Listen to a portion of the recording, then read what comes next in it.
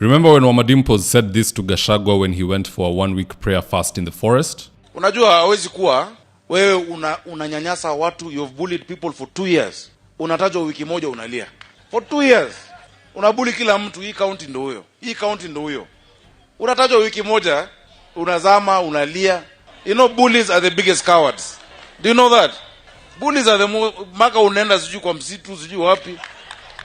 Let me tell you, if you want respect, respect other leaders. Respect other leaders. And if you don't respect those leaders, respect the people who put them there. Si ndio hiyo? 2027 uko huru kusimama kuwa governor wa Nairobi.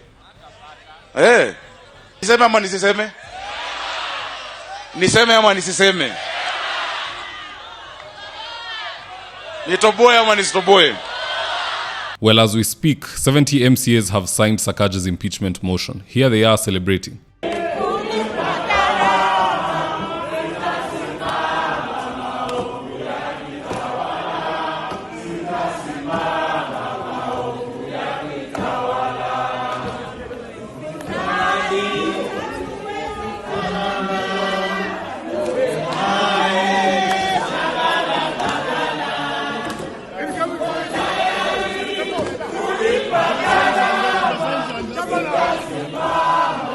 Governor.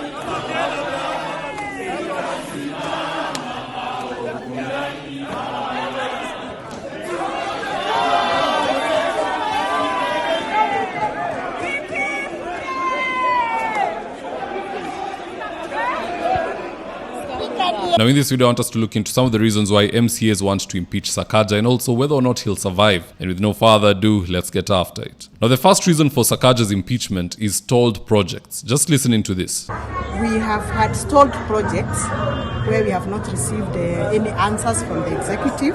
There are so many stalled projects within the wards, and the residents of Nairobi have been asking why those projects have not yet been completed. The members are also saying that the governor is not in touch, completely in touch, both with the crowd and with this assembly, the members of this assembly.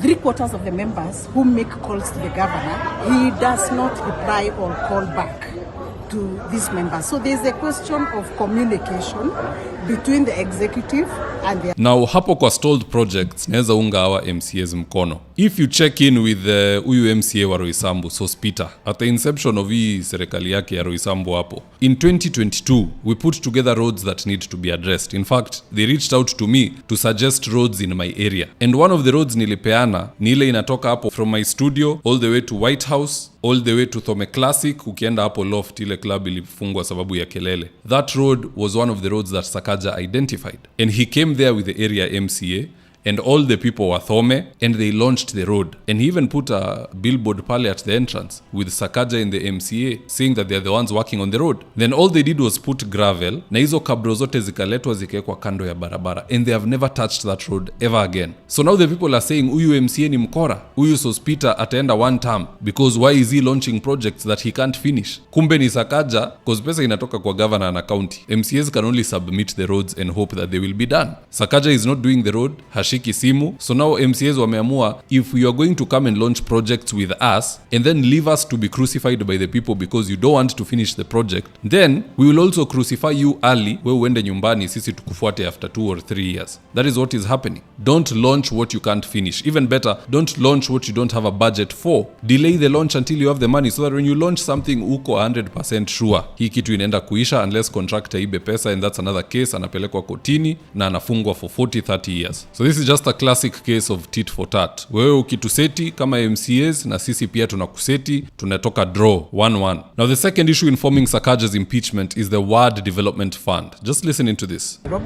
There was also the issue of WDF, Ward Development Fund, that has not been working according to us. So long story short, the primary issue ya hawa MCAs ni pesa. Be it Ward Development Fund, bursaries or stalled projects, it all boils down to money. And the money will never be enough because currently pesa za Nairobi ziko busy zinafanya empowerment ya Mr. Moneybags and team. Well, now that we know why the MCAs want to impeach Sakaja, let's turn our focus to the Senate. Will Sakaja survive the Senate or fail? The unfortunate answer is yes, he will survive, and because of the following reasons. Reason number one, this has been identified as a good opportunity to make Sakaja popular again. If they allow the MCAs to drag him through the mud in the county assembly, then to go through a brutal ad hoc committee, and then he eventually survives, they believe and hope that this will boost his sympathy votes. That is the script they are hoping to play. Pretend to crucify someone and then through the chaos somehow they come out on top. Shida tu ni ati watu si wajinga tena. Now the second reason why Sakaja will survive is because it's rumored he bribed Agwambo 200 million Kenya shillings for cooperation.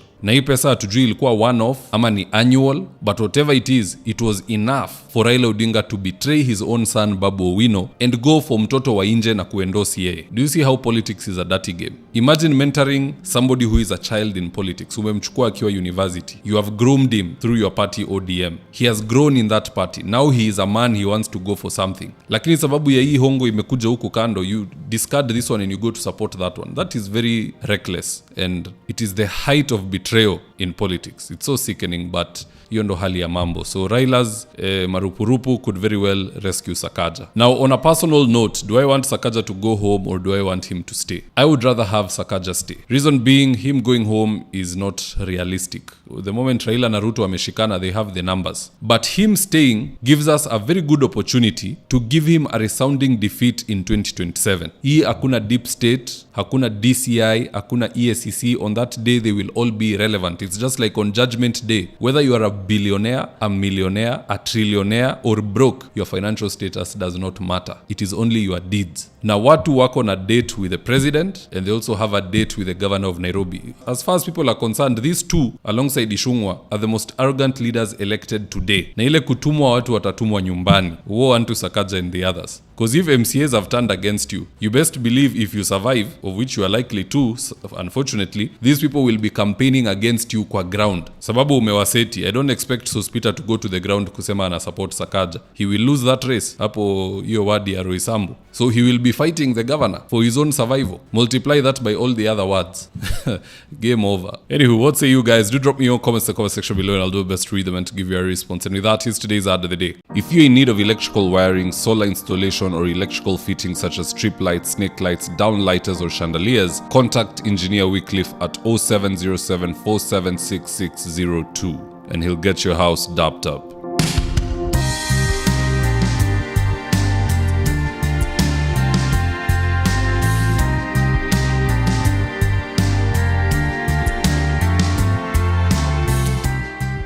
Now, if you're here for the first time, please go on and hit the subscribe button. If you're watching for a different platform, just head on over to YouTube, search for Davidwafula, hit the subscribe button. You're going to be getting a ton of content of this nature. If politics is something you're passionate about, this is definitely the one channel that you really need to subscribe to. All right, guys, adios.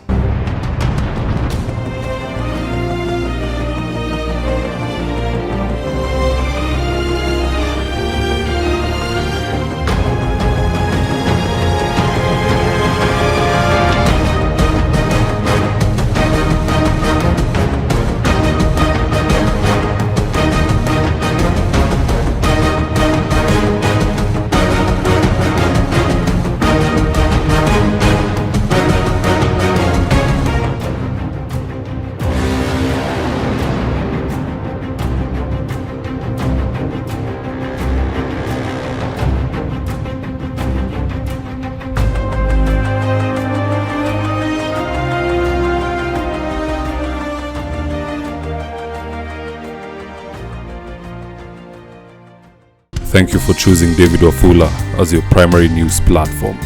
We put countless hours in research, recording, and editing.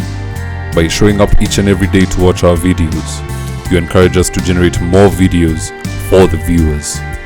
We are on a mission to inform, educate, and build a better tomorrow. To our thousands of followers in a world full of presidents, kings, and queens, you are the real gem. Adios.